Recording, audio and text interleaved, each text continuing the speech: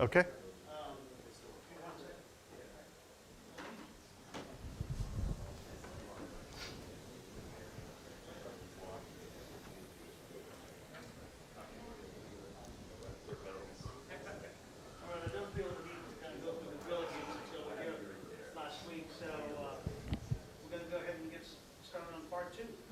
Great. A few people who got streaming, one's out sick, and so it's been streaming right now. Okay, great. All right, thanks, Ernest.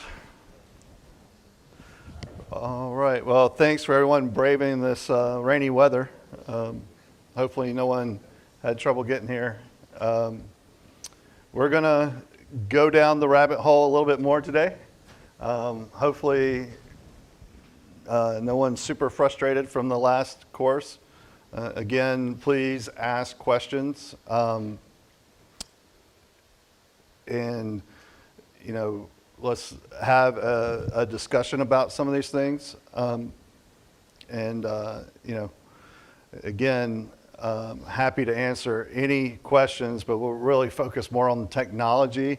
So this isn't, you know, about investing, that's a thing, but we'll really be focusing on the technology part. But we're going to use some models that are very much dealing with money because that's easy to talk about. So let's review from last week. We talked about the introduction of decentralization, where we're seeing this move on the web from centralized services to decentralized services, and this spectrum emerge. And then we dove into the blockchain. We talked about a distributed ledger or database, a consensus mechanism. Does anyone remember the two types of consensus mechanisms we talked about? Proof of stake and proof of work. So proof of work is where we solve puzzles to win the ability to write to the blockchain, and everyone verifies that and allows that right to go that's participating in the network. And then proof of stake is really done by, you know, a distribution of stake in a pool, and there's no puzzles to be solved to write to it. So typically with proof of work, you have miners, and proof of stake, you have validators. They're validating the transaction. And then we talked about cryptography, hashing. When you hash some data, you get a fingerprint or a fixed link string of a certain amount of bytes. So with a SHA-256 is a normal example, you get 256 bytes. Can you reverse engineer that? So if you have that hash and just the hash, is it possible to get the data from that hash? No, right. It's a fingerprint. So you can't create the whole person from a fingerprint. You can just tell that that fingerprint identifies that person, right? And then we talked about private key and public key. So I can give all of you my private keys to all of my blockchain accounts and you won't do anything with them, right? Wrong, right? Private keys stay private. But if I give you a public key, can you access my private key? No. And then we talked about wallets, and I'll address some things. I read into Jim yesterday, and he's like, well, the blockchain got hacked twice last week, right? So we'll talk a little bit about that. But wallets, there's custodial wallets and non-custodial wallets. Custodial wallets means that I'm trusting a third party with my keys, right? I don't have access to the keys. And then non-custodial wallets means I have access to the keys. So if I lose them, what happens to my money? It's gone. It's burned. That's the term, burned. If you burn your coins, you throw away your keys and no one can touch them. On Bitcoin, Satoshi Nakamoto is rumored to have, I don't know, like $60 billion in value. And they think that that's all burned because he hasn't been around in 10 years. So that's just gone. No one can get access to that. we learned about signing and verifying, right? So if I have a private key, I can sign a message, and then you can verify with my public key that it was from me, right? And we talked about sending and receiving these coins or tokens. So if I have your public address, and I have some coins, that's all I need to send it. I don't have to go through Visa. I don't have to go through a bank. I don't have to ask for anyone's permission. I have your address. I can drop those coins to your address, sign a transaction on the blockchain, and it's going to appear in your wallet pretty quickly. So that's very powerful, right? That's a permissionless network. I don't have to have anyone's permission to send you money. You don't have to have anyone's permission to send me money. Does that make sense? Any questions from last week? Besides the hacking question? Any other questions? So one of the quick use cases by this technology of what we learned this week is if I wanted to receive money, I could literally just put a QR code of my address, and anyone that has a wallet of that network could scan that QR code and send me money. So it's extremely easy to take payments, much easier than setting up a website, an e-commerce website, and going through creating authentication processes and creating paywalls, creating ACH connectivities to banks. The amount of permissions and stuff you have to do that to just accept money on a website is pretty intense. Now, there's companies like Stripe that make that a little bit easier, but you give up for that. You give up 3 or 5% of your transaction, right, to have those services. So if we're all communicating in Bitcoin and everybody has Bitcoin wallets, you don't have to have all that, and you still get security.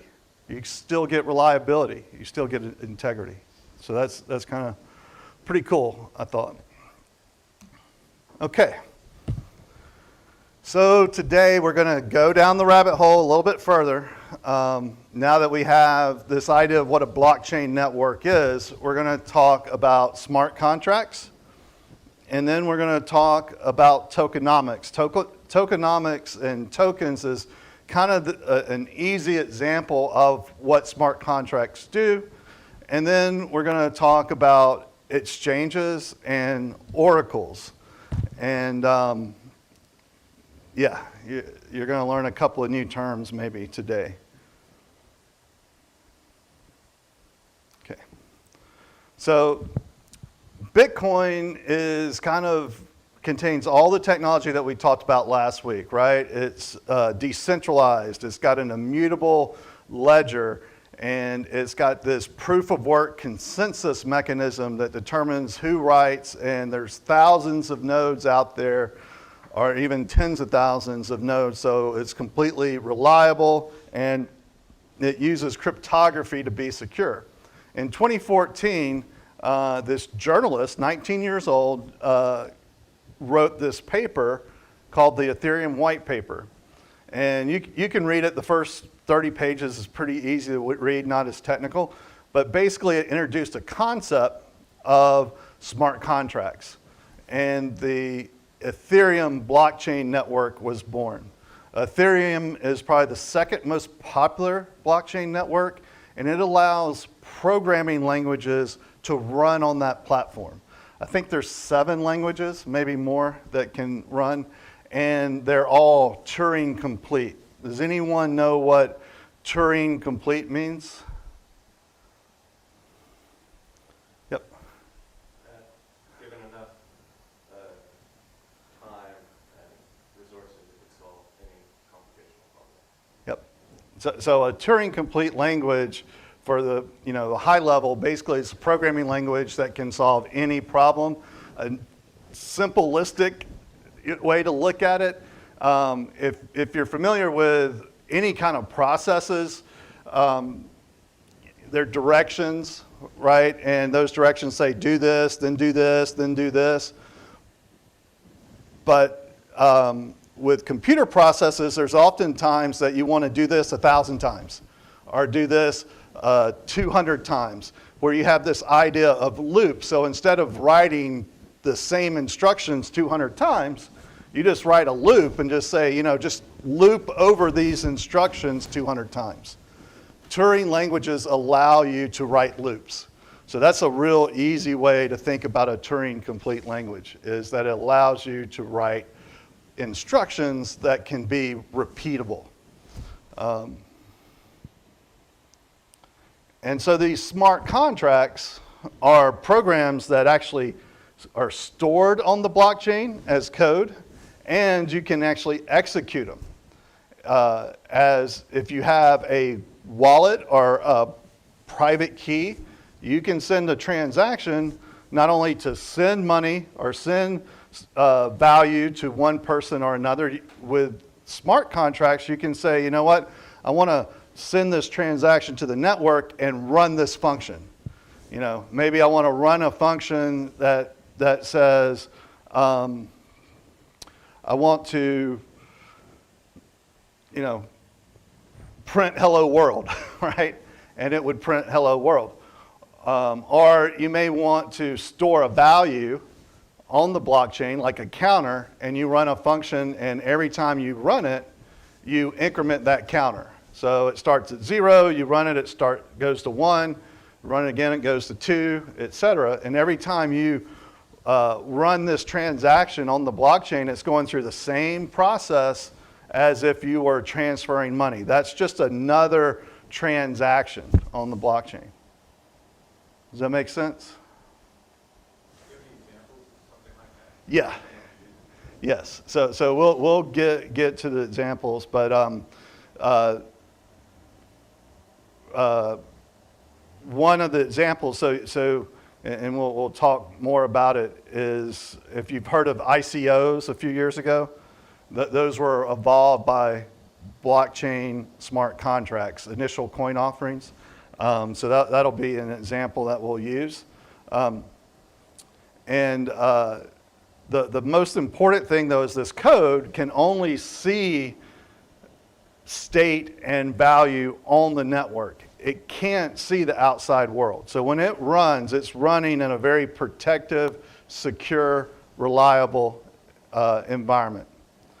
So before we get to some examples, let's talk about what a smart contract is. And there's a quote, and I didn't look up who said it, but they said, a smart contract is neither a contract or is it smart.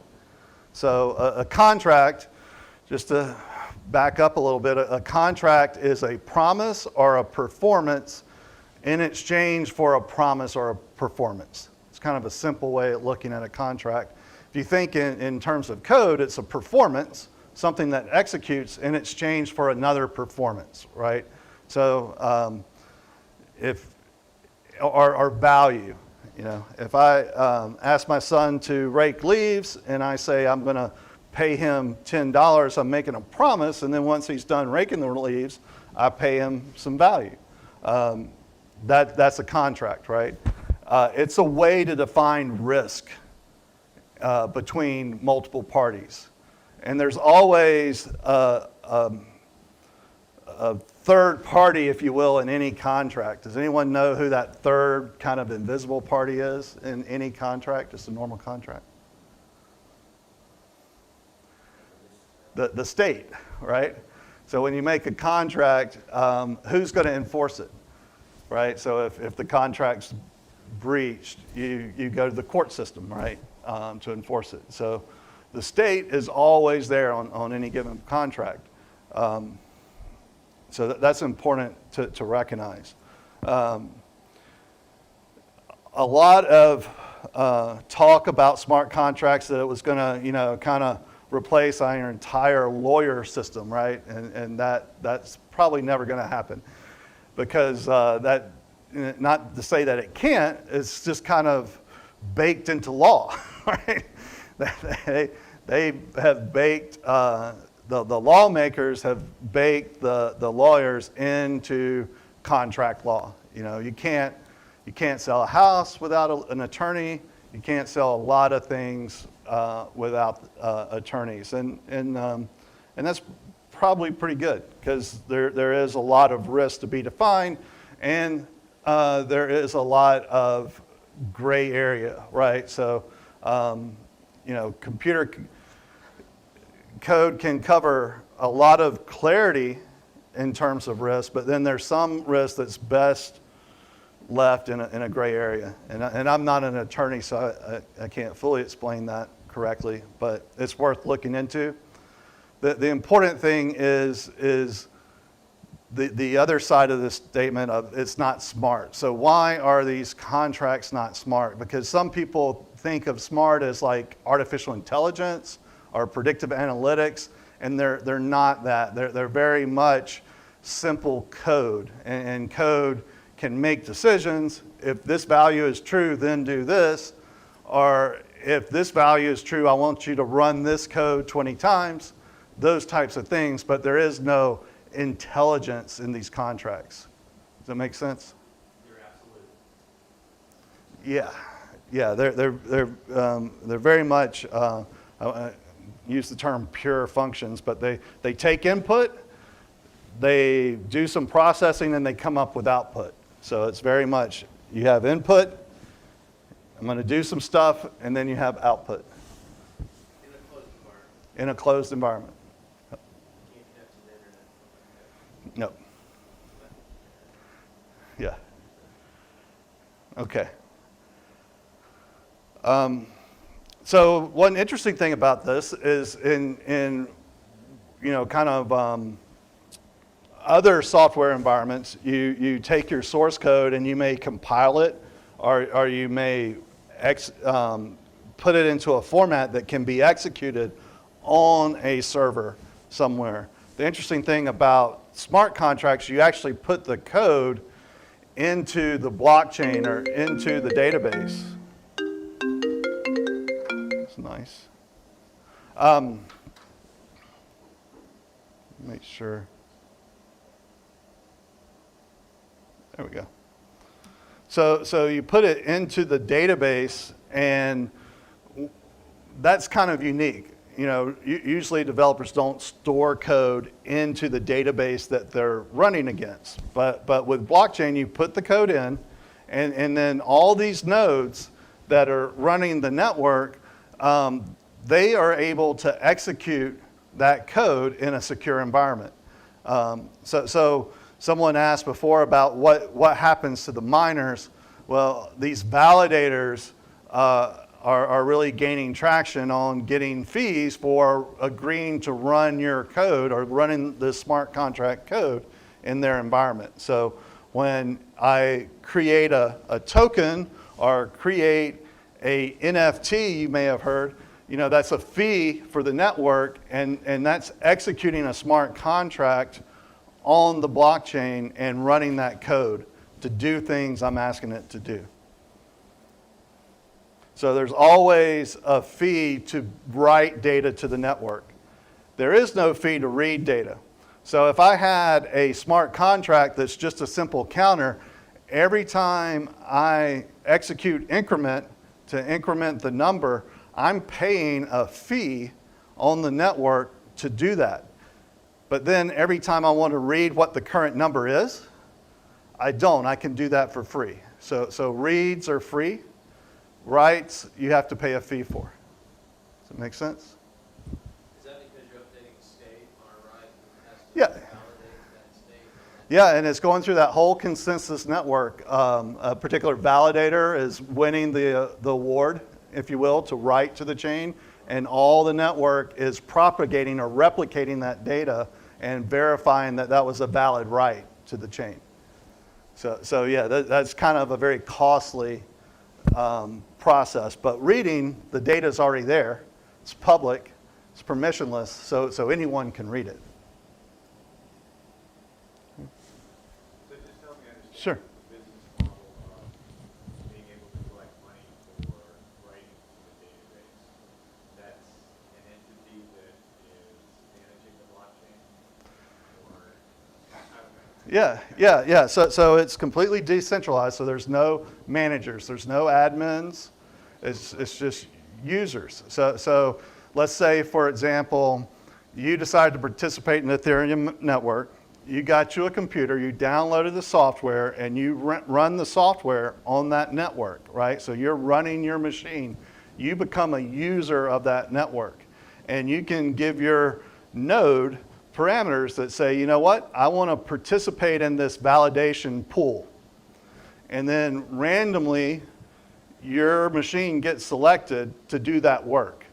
And in return for doing that work correctly, you get a reward. You get a fee or a tip. And then all the other machines validate the work that your machine performed, and the block gets written to the entire network.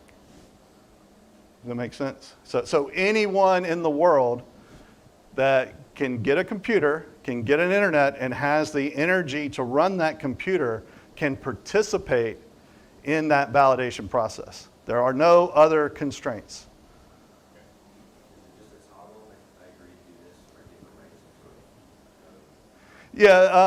rights. They're all different, and there's all kinds of services that can make it easier, right?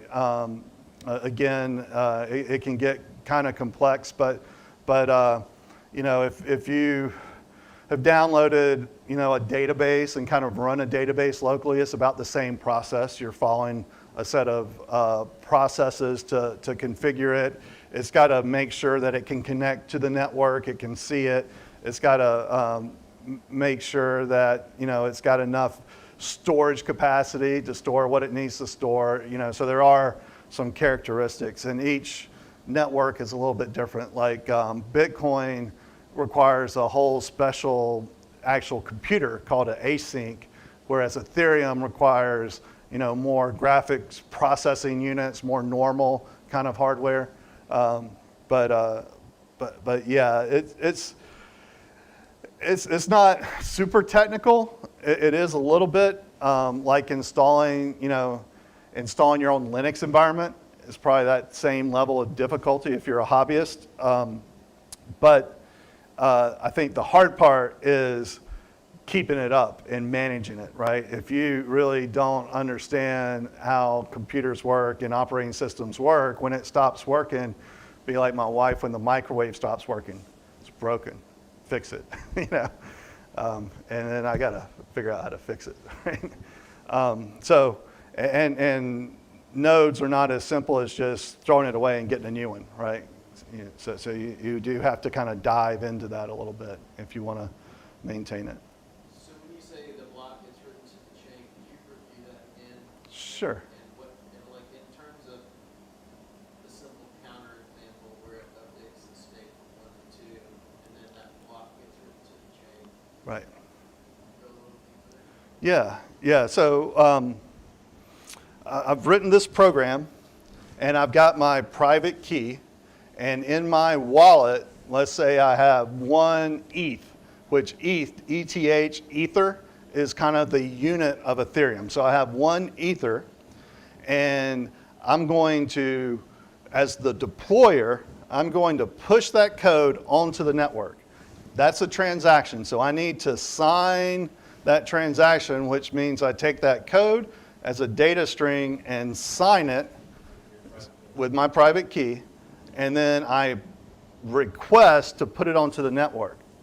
The network comes back and says, okay, I see you signed it, that's cool, but the current gas rate in Ethereum, gas is the fee, right, is going to be 0.3 Ether or 0.2 Ether.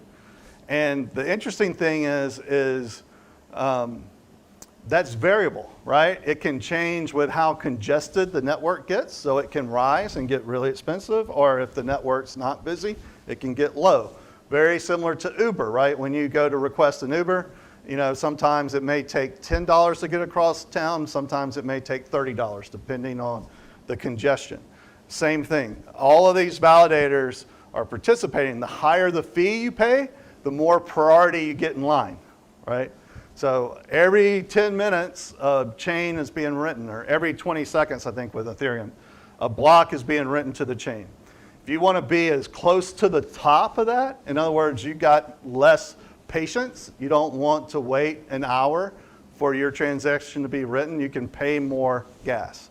But you pay that fee, and then when that validator gets the reward, they write that block to their database in a secure way, and they get that gas, they get that fee, and then all the other nodes have to verify that that was written correctly by checking that fingerprint, and then they write it on their database. So everything becomes replicated or synchronized. So every node in the network, every 20 seconds, syncs up and agrees that that block that you wrote is the right one. Does that help? So that pushes the code onto the chain. And we'll walk through this several times today. Now, let's say Tyler wants to run that counter. So he needs his wallet and his private key, and he needs to sign a transaction that basically gives the instruction, run trips counter increment, right?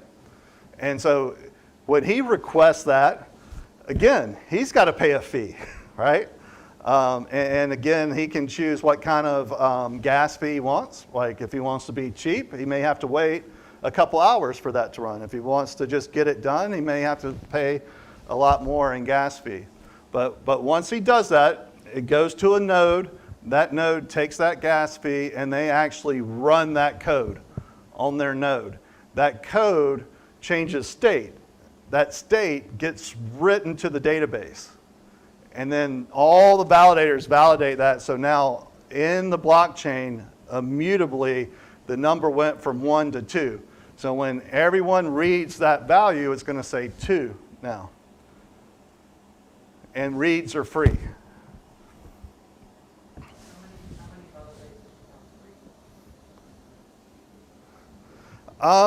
It's different for every network, but eventually they all have to be consistent or they get booted off the network.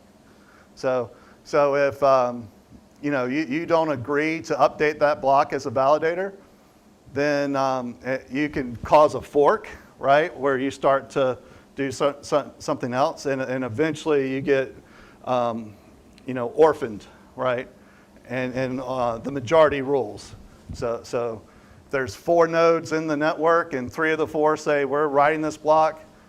You can not write it all you want, but you become ineffective because everything is cryptographically secure by the previous node connected to the new node connected, or the previous block connected to the new block connected to the next block. So if one thing changes, the whole thing gets invalidated.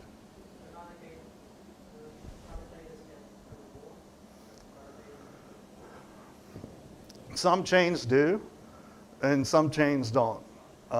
So like in Bitcoin, you can be validators and never get rewarded. If you, in Ethereum, I'm not sure actually. I think I'd have to check on that. But there's all of that goes into that consensus mechanism of how those rewards are determined. And they can change, right? So, Ethereum did a hard fork early on, so you may have heard of Ethereum Classic. Basically, some funds were lost, and they forked it to give people back their money. And then that was orphaned, and now there's the current version of Ethereum, right? So the only one that can't really mess with its consensus rules, or it's really hard, is Bitcoin. But all these other blockchains have ways to change their consensus mechanisms. Yeah? Regular contracts usually have the state enforces that. Smart contracts, is anything worse again, or just the code? Yeah, it's the code that's written, and it's more of, if you think of a promise to exchange for a promise.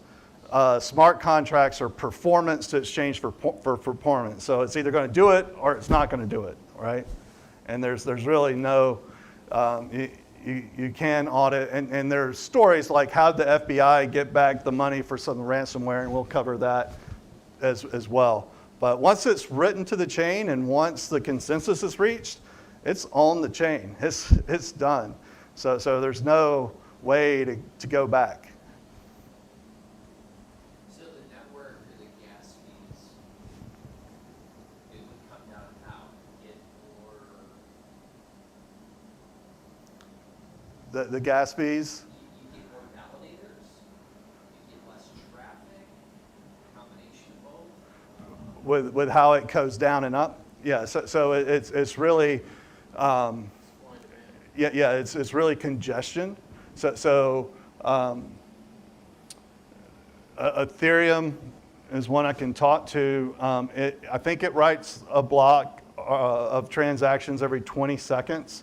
So if 2 million people request to write the next block, then basically the fee acts as a priority scale, right? So you got to be willing to pay a lot of money to be in line to write that next block. Now, if all 2 million are willing, then they don't all get access to that next block. There's only so many people that can get in with a capacity. I think there's 1,000 transactions per block.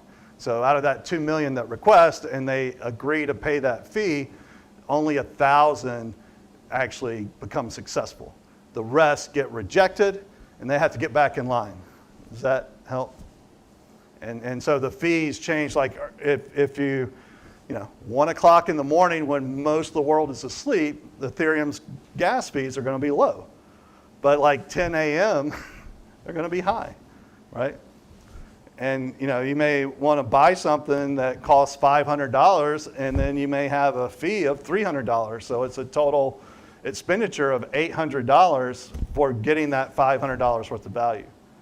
And that's what a lot of people are complaining about with Ethereum. They just can't handle the scale. And that's Solana, on the other hand. I'll talk a little bit about Solana. It's an Ethereum-like blockchain, but it can handle 47,000 transactions per second. So its fees are like hundredths of a penny, right? Whereas Ethereum's fees are like $300, $30, $20. So it's really growing very quickly. It was started in 2017, and they really launched early last year, and have been growing enormously fast. Because yep. So part of this suggests that the nodes themselves have to have a certain amount of power associated with them to make That's correct. Somebody's got to have a machine. It's not a laptop. It's something significant. Yes, each blockchain has kind of like hardware requirements, and there are some blockchains that you can run on a Raspberry Pi. Now, your chance of getting reward is a lot fewer than some others, right? So what I'm getting into is that you get into this because you have a financial reason at some point to do something associated with blockchain versus other options of using a bank or something like that. Is that fair to say? So can you repeat the question one more time? Yeah, I mean, if I'm going to spend a lot of money on a big piece of hardware to participate in kind of node and get some return coming back, Right. I'm doing it because there's some return coming back to me. Right. And I expect to get more value than what I'm putting out. That's correct. But That's correct. So that's one aspect of being a miner or a validator, right? So there's kind of three groups that participate on these networks. There's kind of the hardware group that does the validating and the mining pieces. And then there's obviously the investor group that does the speculation, right? And then there's this middle group that's leveraging the technology to actually build applications. We call it the developer group. So if you're in that bucket of the mining validation, that's correct. You would really, like there's this one guy in Texas that is building all of these solar farms to create mining facilities for Bitcoin. to leverage solar to mine Bitcoin, right? So he's trying to harness the energy of the sun, which is like the cheapest energy we have, on the planet, to mine Bitcoin. So he's trying to get his energy super cheap so that his cost of producing those Bitcoins is lower than the value that he's going to get by receiving them. Yeah. Cool. Any other questions?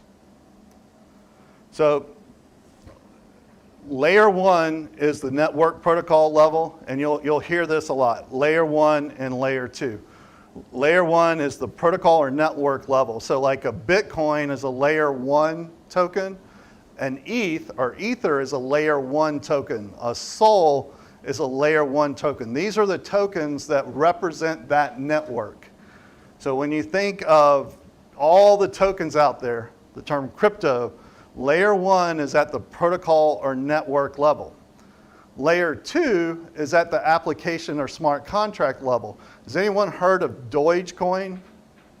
Dogecoin is a layer 2 token, which means it's run by a smart contract. So when you see Dogecoin, sometimes it's available on this app but not available on this other app. That's because it is part of Ethereum. It runs on the Ethereum network. And this is where the rabbit hole kind of gets meta, because we've got these networks and we've got tokens, but now with smart contracts, the one example I'm going to go through is we can actually write a smart contract that creates a token. So we can write code, deploy it on the blockchain, and that code has all the attributes that you need to define money.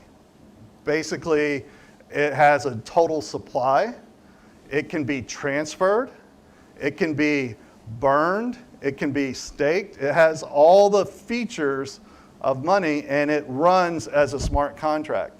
So when we think about Dogecoin, it's a smart contract on Ethereum, and anytime I want to send Dogecoin from my wallet to Tripp's wallet, right? I have to have an Ethereum wallet, he has to have an Ethereum wallet, and what happens is I actually request to run that smart contract and say transfer 10 of my Dogecoins to Tripp's address, just like I transfer protocol networks. And this kind of exploded in 2017 with initial coin offerings or ICOs. I don't know if you heard that, but there was a lot of hype or bubble back then where all of these world-changing companies were gonna, very much like the web bubble of pets.com, but they were gonna change the world with blockchain technology, invest in it, and they had a white paper. And all you had to do is sign up and participate in an initial coin offering, like an IPO, an initial public offering. And probably 80% of them kind of were either scams or failed or whatever, but that was kind of happening, and it was all happening because of this ability to write smart contracts. So you might be thinking why, and this is kind of a disclaimer I put in here, just to clarify. We're going to talk a lot about money, but my opinion is I think that these tokens can be incentives for innovation, I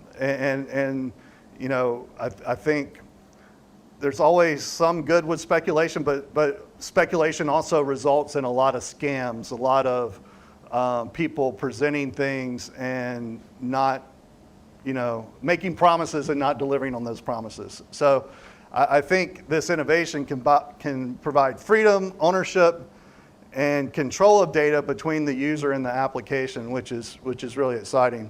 The speculation kind of leave to the YouTube dudes. Check them out. But anyway, so we're going to go through a smart contract example on a fungible token. Does anyone know the difference between a fungible token and a non-fungible token?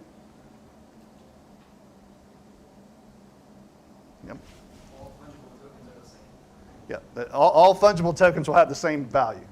So if one Doge token is worth $1, then every Doge token that you see is worth that dollar, right? Non-fungible tokens, things can have different values, right? I can sell you a token for $1 million, and I can turn around and sell another token for $500. Each of them have different values. We'll talk more about that next week. NFTs, non-fungible tokens. But this week we'll talk about fungible tokens because they're smart contracts. That's all they are. And these smart contracts on Ethereum have a specification, and on all blockchains they have a specification. And everything's open, everything's transparent. Here is the token standard for Ethereum, ERC20, you may see. And by having this standard, it allows for us to exchange tokens because all the code has the same interface. When I transfer a Doge token, it's the same thing as calling transfer on a BAT token, right? They're the same specification. And all the specification is a set of definitions of methods and events. So if we look at methods, there needs to be a name function.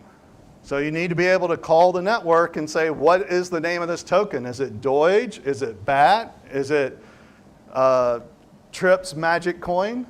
You know, a symbol. So we're used to ticker symbols in exchanges, right? So we have Amazon, AMZN, Meta, META. Anyone know what the symbol Meta is for? Facebook, right? Doge is DOGE. ETH is ETH. So as a smart contract, if you want to build your own token, you need to implement this function so that it will return a symbol. And there's some more important functions here like total supply. Total supply tells you how many supplies of that token are available, right? Transfer, that's a valuable function, right? If I want to send some Doge token coin from my wallet to Trip's wallet, I need a transfer function. So all of these tokens out there have a transfer function. The supply, you initialize that initial value? Yeah, so as the deployer, if I wanted to, and we'll walk through this exercise, if I wanted to create a coin, let's call it the CTC coin, right? We're going to create a coin. So if I have the ETH, the Ethereum, in my wallet, I can write the code that follows this specification, and part of that, writing that first transaction, writing that code to the network, I can say I want the total supply to be 1 million. I want the total supply to be 55 million, right? And when I write that transaction, that coin is created, and that total supply is put into my wallet. And I have to pay a fee, but yes, you have to specify that when you create. You can specify a supply of 0. Can you update in that supply and i.e. print more tokens and cause inflation? Yeah. Well, that is up to the deployer, right? Let's see. There we go. So your fee to do something, would it be more if you wanted like some millions, or versus like 5? No, it's the cost of the data being written. So you can make the supply 1 billion to whatever the fee is going to be, what the fee is. You're just writing a transaction to the network. So here's what some code looks like to create a coin. And again, I'm not expecting everyone to be programmers, but just two kind of things. One is you see that ERC20. So it's saying, I want the name of this coin to be gold, and I want the symbol to be GLD. And then I've got this initial supply. So I'm going to call this function and give it an initial supply.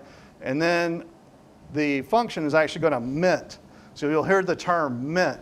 Mint, what does the Fed do? It mints money. It prints money. Mint is printing tokens.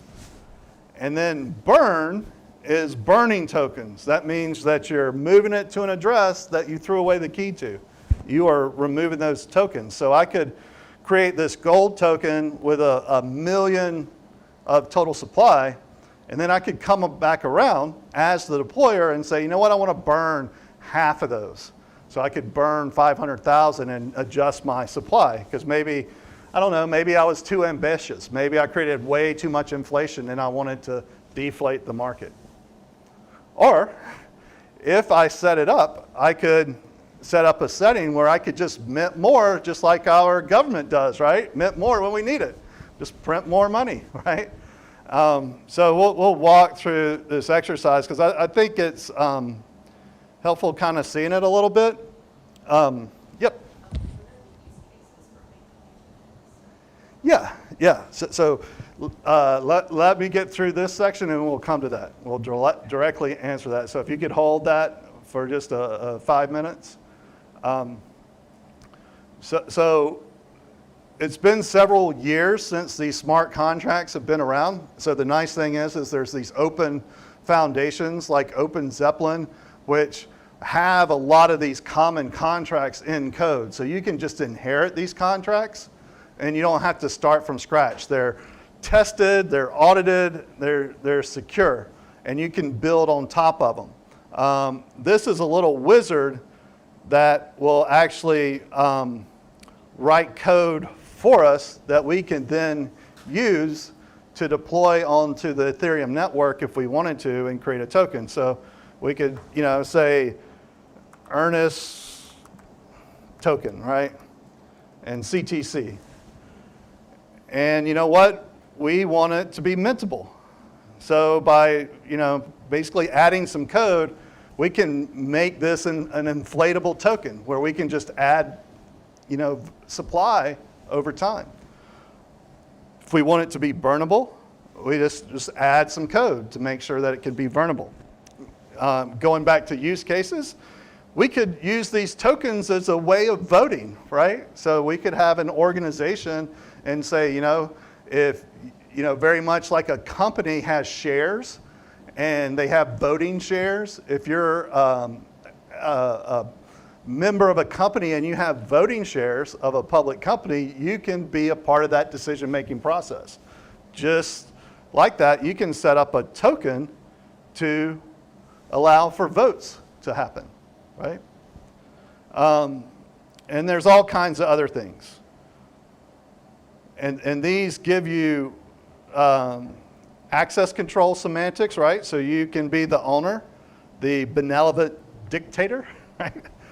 Or you could have certain roles. You could carve out roles and say, only roles of this type can control this coin. And that roles is just a group of wallet addresses, right? So we've got these wallets that represent people. So if I said, you know what, I want to create this token, but I don't want to be the only person in control of it. I want Jackie and Trip to also have control. So if you give me your wallet addresses, I can put you in a role called the 3 dictators, right? And then we all have control of it. Now you better know your people very well, because they have control of that supply. So they can easily, do, it's called a rug pull, where they can just pull that supply out and exchange it and run off with all your value. So that's important. Or have a governance contract, right? Another smart contract that kind of creates rules of engagement. Okay? And you can give it a license. So most of the time, MIT is preferred, but it's also important, any code that you write and you put on the network, it will be public. Everyone will be able to see it. It's completely readable. So you have to make sure that it's very tamper-proof. If someone can find a loophole in your token, they can change it. Thanks. Yep.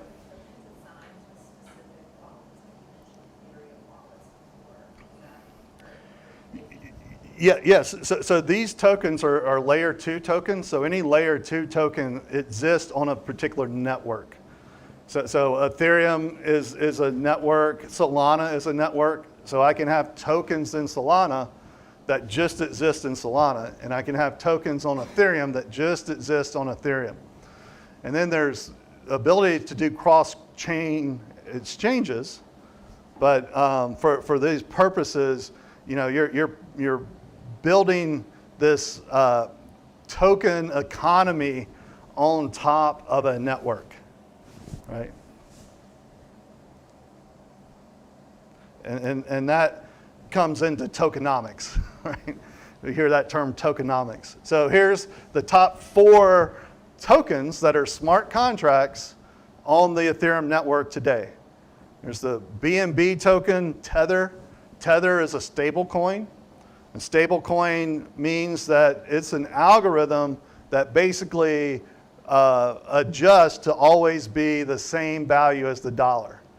So if you have Ethereum and you know you've had a good day and you've made $10 and you're worried that it might go down again, you could exchange it for Tether and get your rewards, if you will, back into US dollars, and that will be stable. It will not go down in value. So if you put $100 in, it's going to stay $100. Same thing with USD coin. That's another stable coin.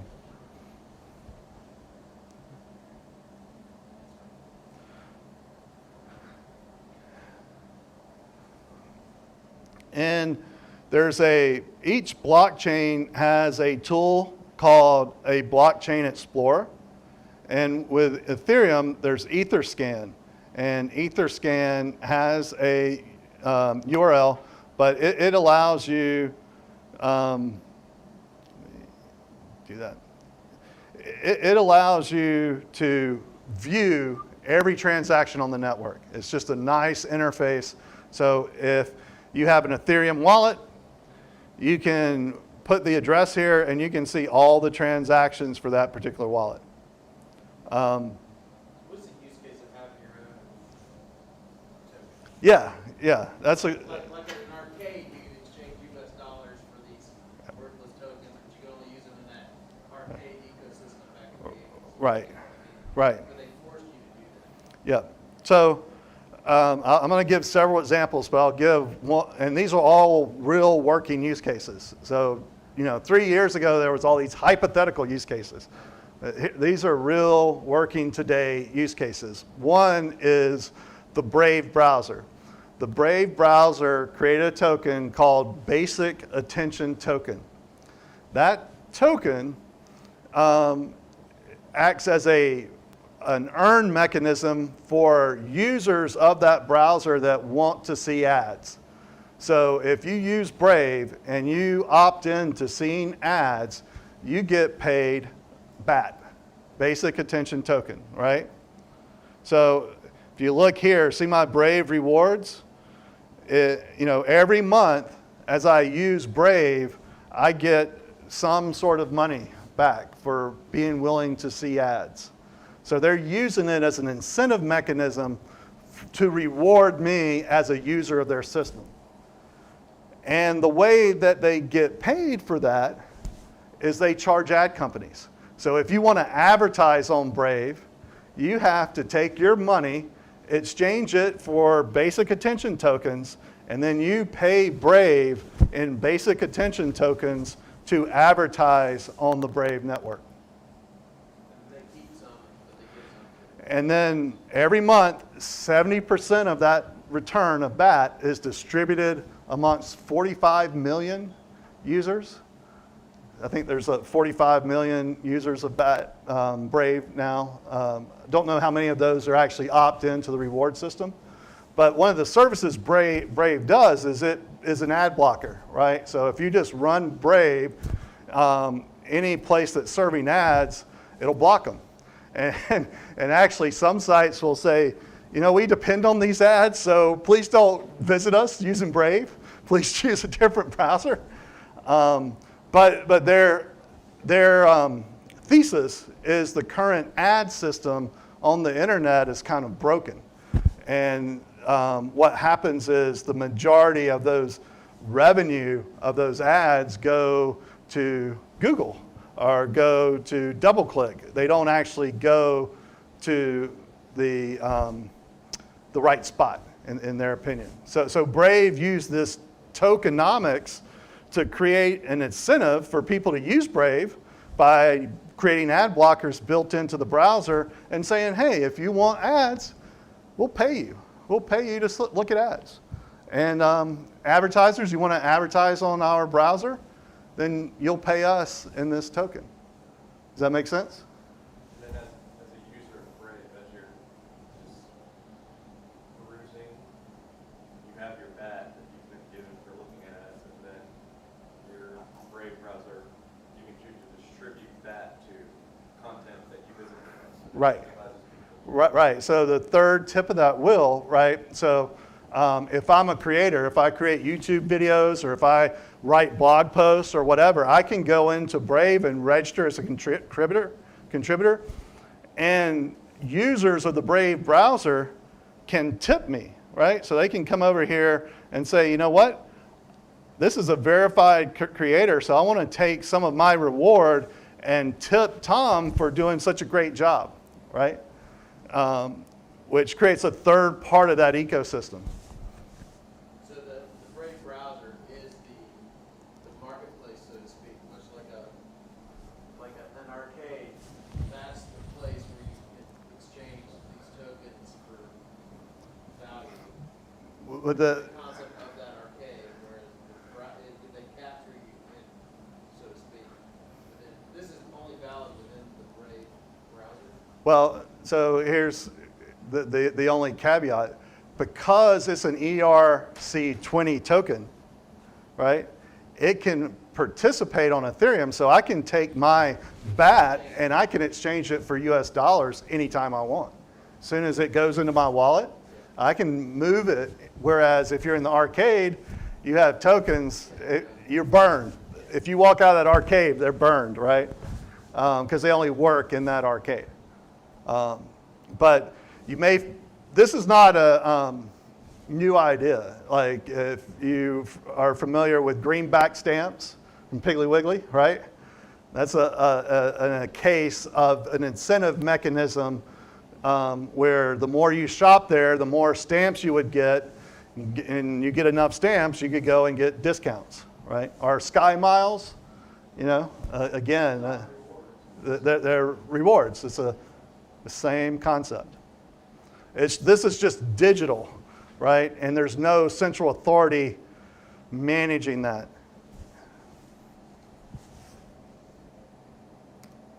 Okay. So the other thing that confuses me here is Yeah. the idea that you're going to take your VAT and convert it into dollars. Right. Where who got the dollars? Yeah, that's a great question. So we're going to cover that in the next 30 minutes. So that's one reason. Another reason is governments. Can anyone think of other reasons you might want to create a token?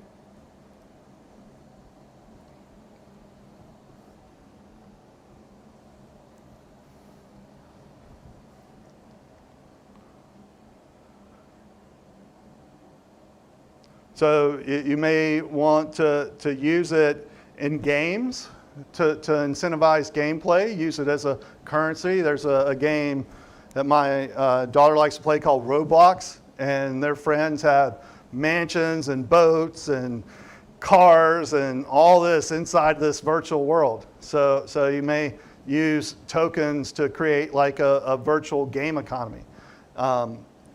There's a game that was just launched called Wizards and Dragons, and we'll talk more about that next week, but uses these same kind of things to essentially do that. And one of the exciting things about NFTs is they can kind of go cross-game, whereas Roblox, your currency is stuck in there like tokens in an arcade. They're developing mechanisms where you can take your, resources that you acquired in one game and easily transfer it to another game or use it in multiple games. So games is kind of big. You may start hearing the terms play to earn, right? So there's games coming out where the more you play, you get paid to play, just like you get paid with Brave to browse the internet. Anybody think of any other use cases? Okay.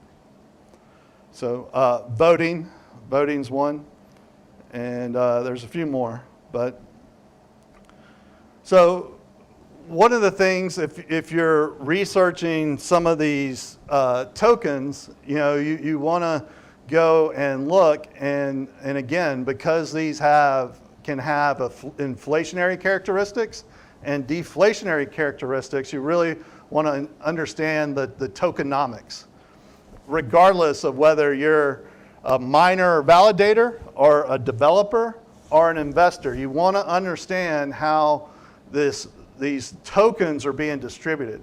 And if a organization is trying to pitch a new coin these days and they're not transparent about that, that can leave people a little bit less trustful of that organization. So here's one from an organization called Radium, and they break down, this is how many we have allocated for mining. This is how many we have for partnership, our team.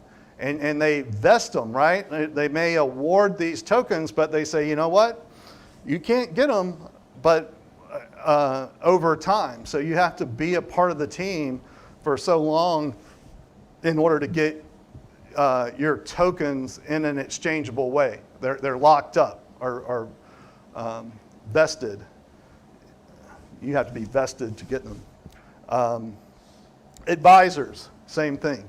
So you'll see a lot of these breakdowns on some of the coins. If you're looking at something and they don't provide this breakdown, then you would probably have a little bit less trust in that organization. And business and venture capital, requiring venture capital, they want to look at your cap table, right? This is the same thing as a cap table. This is your allocation of value. Okay. Any questions about that? Cool. So exchanges, how do you get your money out, right? So I've earned all this BAT. I've earned $10 worth of BAT this month. How do I get that into real money? And that's where exchanges come into play. So there's centralized exchanges, and there's decentralized exchanges. Centralized exchanges like FTX or Coinbase, they allow you to trade, BAT for dollars or BAT for Bitcoin. And they take a fee. So anytime you make a trade or an exchange, you take a fee. It's also important to note that if you exchange one crypto to another crypto, that's a taxable event. So if you have any gains or losses, you're going to have to report them. That's the current rules of the land. Decentralized exchanges, so centralized exchanges is a central authority that you're trusting to do the exchange. So that central authority owns, in order to exchange, BAT for Bitcoin, they need to own X amount of number of Bitcoin and X amount of number of BAT so that they can exchange. That's called a liquidity pool. So they have this, and it's under their ownership, right? Decentralized exchanges is all software. It's another smart contract. It's a smart contract on the system. Radium is a decentralized exchange that runs on the Solana network. And the way that it works is it allows people like you and me that have wallets, maybe I have some BAT and I have some Bitcoin, I can go and stake that in the exchange as a liquidity pool for people to swap BAT and Bitcoin. And every time they swap, I get a reward. I get the fee. So decentralized exchanges are software, just like the token software, and they can do things like stake and reward and other functions that an exchange may do. On the decentralized, if you have a capital gain, is it recorded? So everything's recorded in transactions. So everything is findable. Blockchains are public and they're findable. Now, you know, they can find up to that address. Finding out who owns that wallet address is another debate. But you know, all transactions are recordable. And again, part of how the FBI got back some of the ransomware, right, are two things, two stories. One is the hack last week, to address that. So what happened with one of the hacks was that someone broke into a custodial exchange called BitMEX or whatever, but they broke in and found a hot wallet and grabbed those private keys. That hot wallet had $250 million or $200 million of coin assets. So they broke into that centralized third party, stole those keys, and were able to steal the money, right? If you're in a non-custodial wallet, right? If you have a non-custodial wallet where your keys are on your phone or in a cold wallet like a ledger, then they have to break into you to get those keys, right? They have to take this ledger and they have to take your password in order to access those keys. So oftentimes when you see stories out there that, you know, such and such was hacked, oftentimes they're breaking in to these central areas where a lot of money, a honeypot if you will, a lot of money exists, and it's very enticing for people to try to break into. So that's a really good example of why you might want to consider non-custodial wallets like a MetaMask or a Phantom or even a Ledger or a Tracer. Those are the hardware wallets and they're called cold storage. And then the trade-off though is you got to remember the code and you can't lose that. So if you lose that and you lose your code, then you've burned all of your tokens. So the responsibility gets shifted to you, but you mitigate that risk of someone breaking into a BitMEX and taking all of their coins. Sure.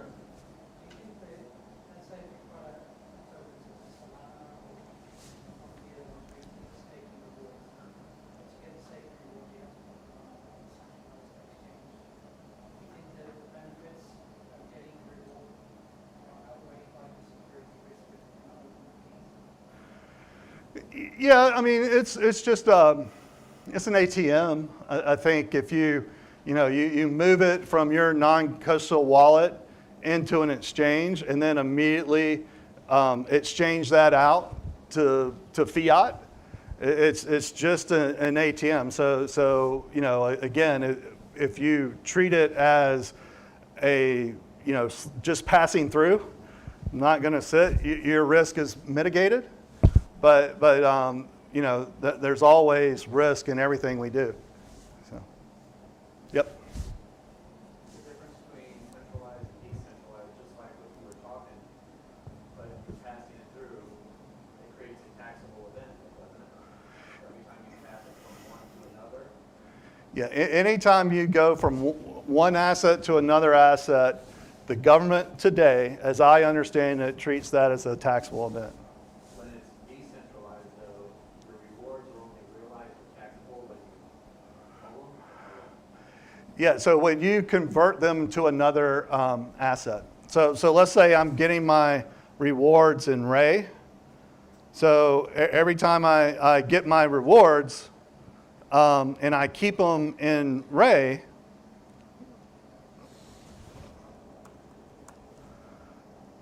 you know, they're not taxable. That's like unrealized gains right now. As soon as I convert that Ray to SOL and then move that SOL to US dollars, I'm creating taxable events, right? So if I convert Ray to Ethereum or SOL, any gain, let's say I put in $10 and I made 5. I got to report the 5 I made, right? But then if I converted it to US and I didn't make or lose anything, then that's done. Even though that's a taxable event, it's going to be, you didn't make any money. So to exit that out, anytime you take capital gains, you're subject to taxes in the United States on those gains. Either way, you're going to realize, even if you just kept your rewards there before pulling them off. Right. So, let me be clear. If Sure. you're doing something to create incentives to do something, Right. like using Brave browser, so Yep. you're getting paid now Right. to view ads, and you take those ads and you convert them to dollars. Right. Does someone have to record for you that they have given you those bats? Right. Therefore, make that taxable event? Yeah. Let's see here. Let's get out of that.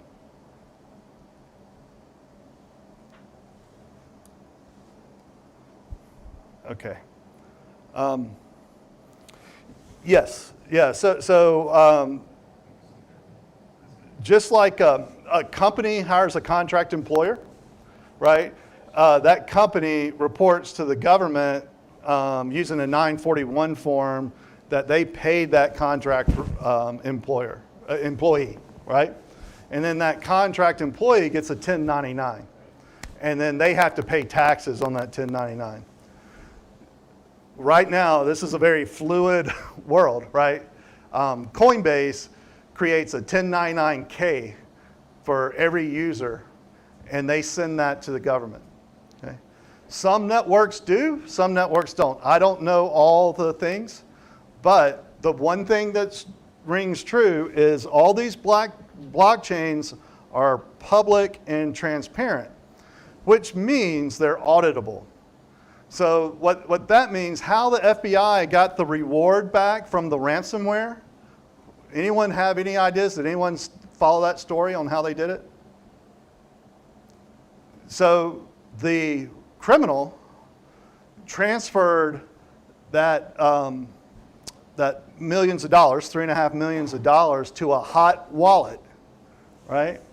And they followed the trail in the blockchain to that wallet, established, and they were already watching that organization in Russia or wherever. So the theory, this is just a theory, that the criminals of that organization had some digital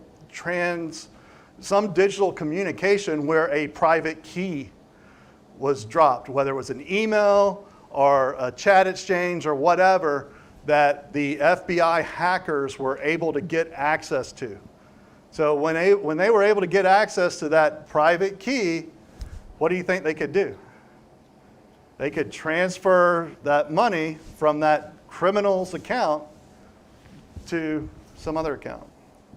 And that's how they were able to get the money back. Yep. Did they get the person?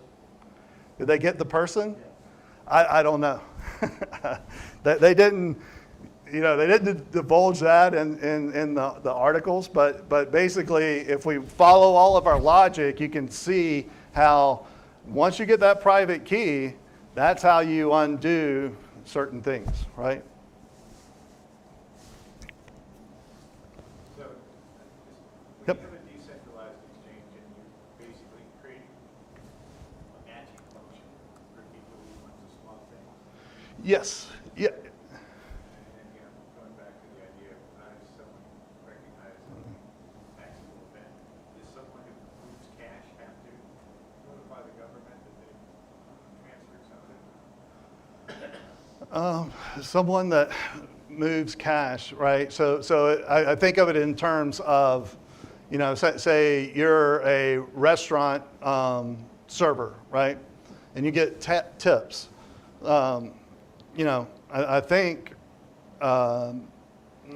you have to, at least when I was working in restaurants, at the end of each shift, I had to report, how much I made, right, in tips.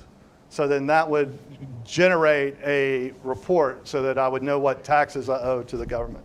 But there are a lot of cash systems that people don't report, because it's really up to the individual. The thing is, though, if I, pay the pine straw guy in cash, and they never report it, that's really hard to trace, right? Right.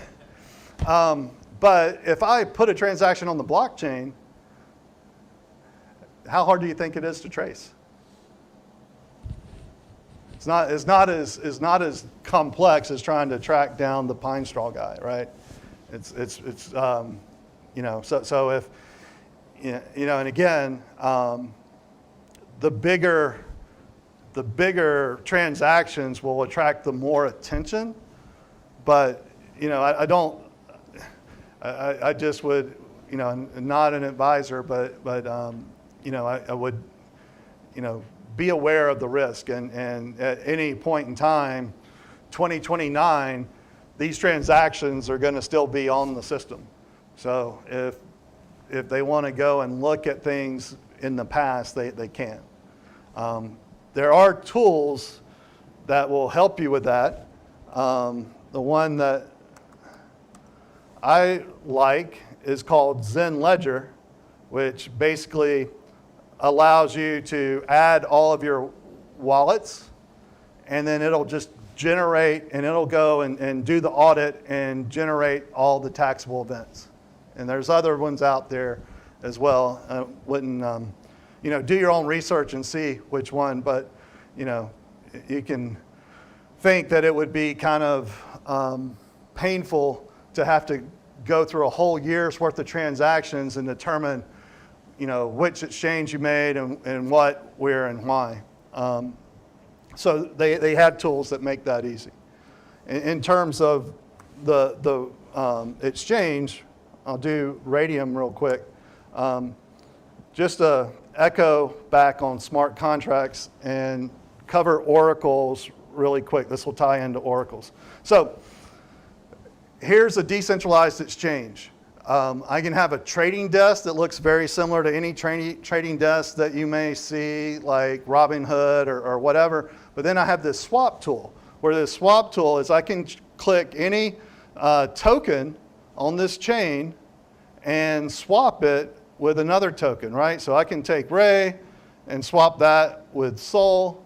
And what it'll do, I have to connect my wallet, but what it'll do is charge me a fee. And instead of a central entity maintaining Ray and Sol, you as a user can create liquidity pools and get that fee. So you can enable, but basically users are enabling users to create this exchange that is all run by a smart contract of code. There's no single entity that controls that exchange. It's all done by code in smart contracts. And that's one of the most powerful things that have come the last 2 years, and it's called DeFi, decentralized finance. So all the capabilities, or a lot of the capabilities you could do with normal finance, like lending, borrowing, staking, depositing, all of those things are available in a decentralized way. So I could go and stake ETH in this DEX called AAVE, A-A-V-E, and I could stake 1,000 ETH. Then I can turn around, because I deposited, I could turn around and borrow from that. I could turn around and borrow, 1,000 BAT at 4% interest and go do something with that BAT, and then I would have to pay it back. But it becomes incredibly easy to borrow on assets. Whereas before, trying to borrow money from a bank is not fun. Has anyone gone through that? It's not fun. Here, it can happen in seconds.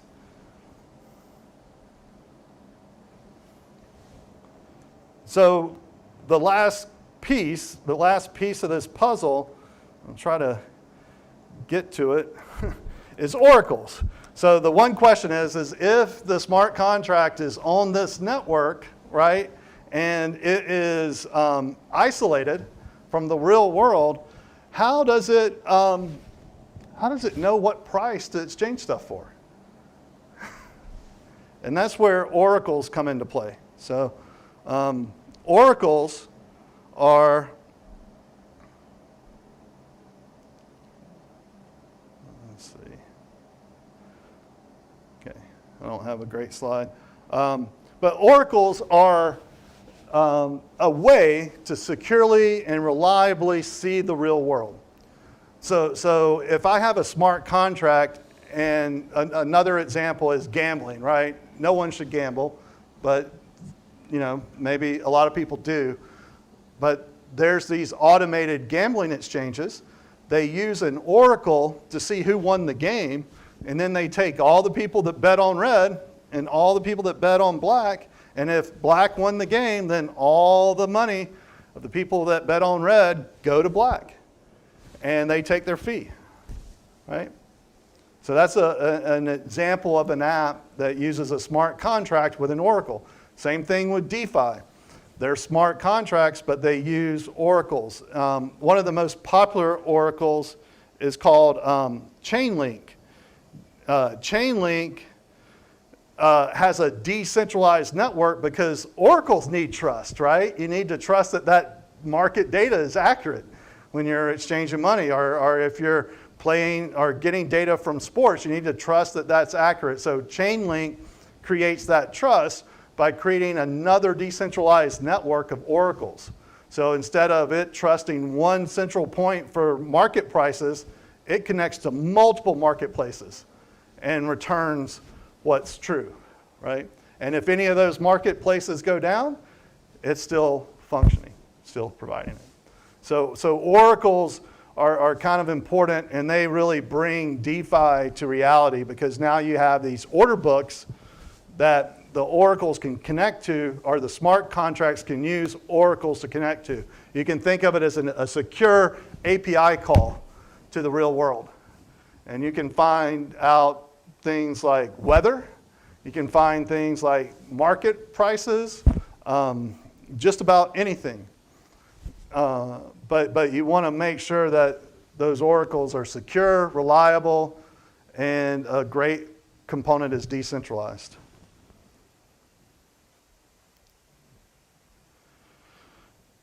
Okay, so that was as much of the rabbit hole as we could go through today. So the big thing is, as you see these apps in Web3 space, they're all driven off of smart contracts and oracles, and they create these trustless applications or permissionless systems or light trust systems.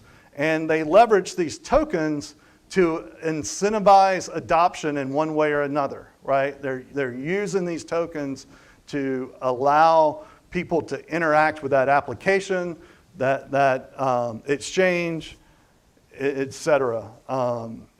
And that's kind of what's going on, and that will lead us into next week where we'll talk about dApps, or decentralized applications, Web3, NFTs, and DAOs, decentralized autonomous organizations. So we'll be able to cover all of those because we've built this foundation. So any questions?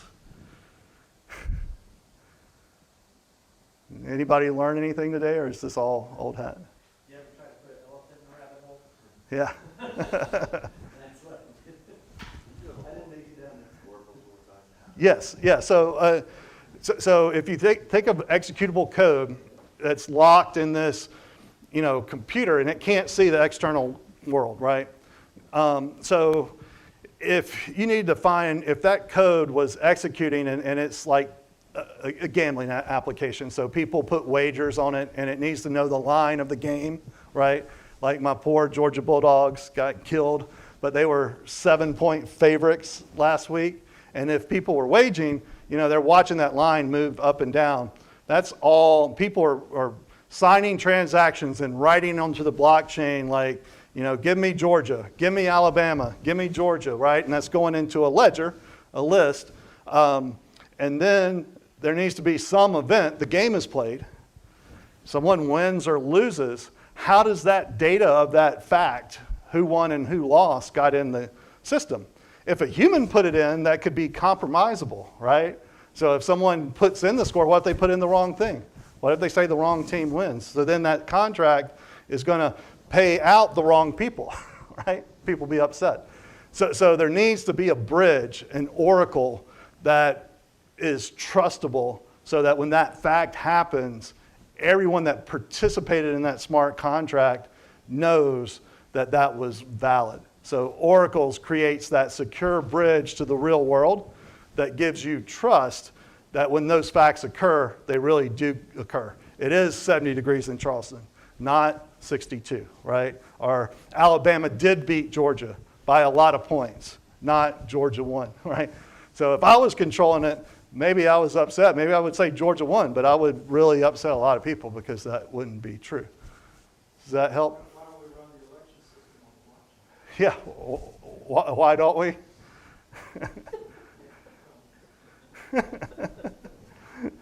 That's a whole other discussion. But it is super valid. Yeah. So. Anybody could look it up and it would be trusted.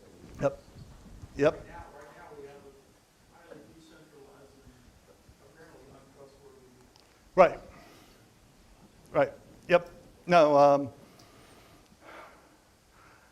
So companies are voting on decisions now using the blockchain, right? They're making decisions. Organizations, Bitcoin, the way that they change their consensus mechanism is by voting and majority rules. So it makes it very conservative, very hard to change. So, you have things like Bitcoin Cash, where there was 40% of the network really wanted to make these changes to Bitcoin. The other 60% didn't. So what happened was they forked. And so that 40% is running their Bitcoin Cash, and Bitcoin is still Bitcoin, growing like ever. So it's very much possible to allow for voting on the blockchain the way that it is now. Cool. Any other questions? It would allow, as it's hypothetical at this point, but it would allow you as an individual to see if your vote was changed. Right. If everybody is worried about whether their vote got counted. Yep. Who it got counted for, it would give you a code, it would give you a... Yep. Proof. That's the question I ask every time I move around and vote. I said, where's my receipt? Right. Where's, why isn't your system generating a receipt when I walk out the door? Right. But then I wouldn't have any way to trace it. Right. The blockchain would give you a way. Yeah. Absolutely. I think the hurdles are not technology with that problem. But yeah, that's a very good point. Cool. Well, thanks again for everybody's time, and we'll see you next week. All right, thanks. And the slides and the video will be posted. So awesome.